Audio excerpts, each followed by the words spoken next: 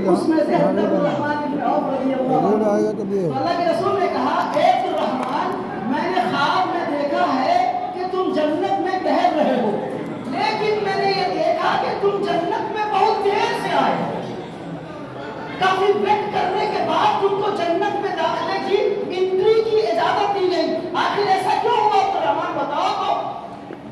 عبدالرحمن بن عوف رضی اللہ عنہ کی آنکھ ڈبڈبا گئی، رونے لگے، کہنے لگے اے اللہ کے رسول، میں اپنی ساری دولت کا حساب اور کتاب دے رہا تھا، اتنی دولت اور اتنے پیسے تھے کہ میرے بائی کا حساب فرشتے نے لیا، بتا عبدالرحمن کتنا پیسہ کمایا، کہاں سے کمایا، کہاں خرچہ کیا، میں یہ حساب و کتاب دینے میں مجھ کو لیٹ لگ گیا اللہ کے رسول صلی اللہ علیہ وسلم۔ عبدالرحمن ابن عوف رضی اللہ عنہ کی اس بات سے اللہ کے رسول نے فرمایا کہ دیکھو تمہاری دولت کا تم کو حساب دینے میں تاخیر ہو گئی، گر روئے اور کہا یا رسول اللہ، آپ کے اس واقعے سے بڑا جنت میں داخلہ مجھے مل گیا ہے، دہلی سے ملی ہے، چلیے میں 100 اونٹ پہ ساز و سامان مصر سے مدینہ آ رہا ہے، اللہ کے رسول آپ گواہ رہیے،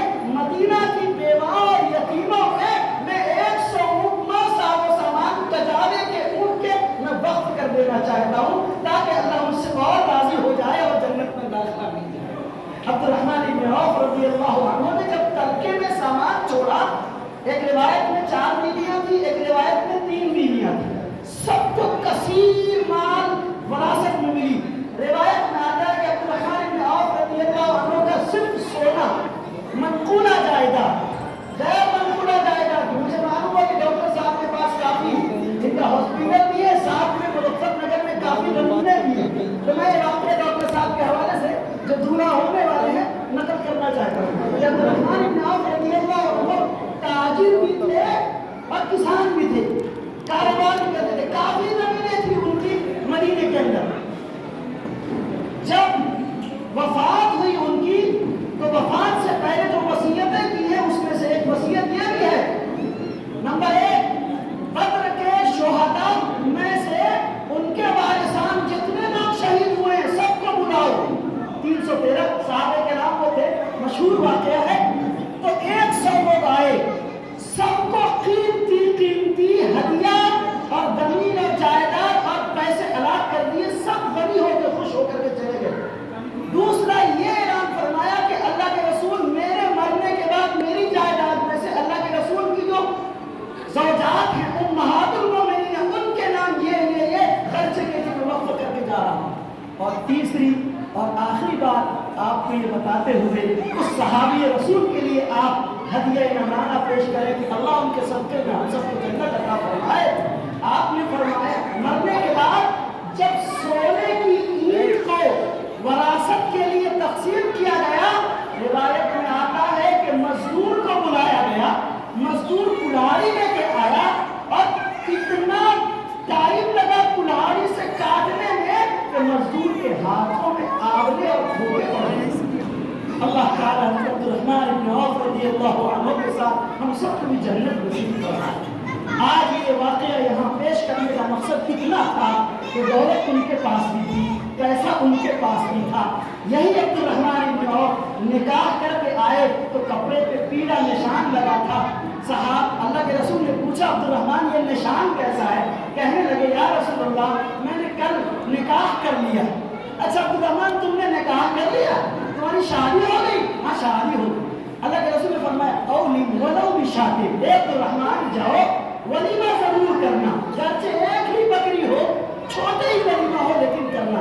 مطلب یہ ہوا عشرہ مبشرہ ہیں، دنیا میں صحابی سے زیادہ عاشق رسول کا کوئی پیدا نہیں ہوا، لیکن نبی کے شہر میں ہیں، نبی کے ساتھ رہتے ہیں، جنت کی خوشخبریاں اور نکاح کیا تو نبی کو بھی خبر کرنے کی ضرورت نہیں سمجھی کہ یہ لازم نہیں ہے، یہ نکاح تو عبادت ہے، چلو سنت اور آسانی کے ساتھ اس کو انجام دے لیا جائے۔ ہم بھی صحابہ کے نام لینے والے اور نبی کے نام لینے والے ان کی امتی ہیں۔ آپ اہل دانش سے، اہل دینت سے، اہل اقتدار سے، اہل سروت سے درخواست ہے کہ نکاح کو آسان بنائے، مسنون بنائے۔ آپ کو قوم یاد کر رہی ہے،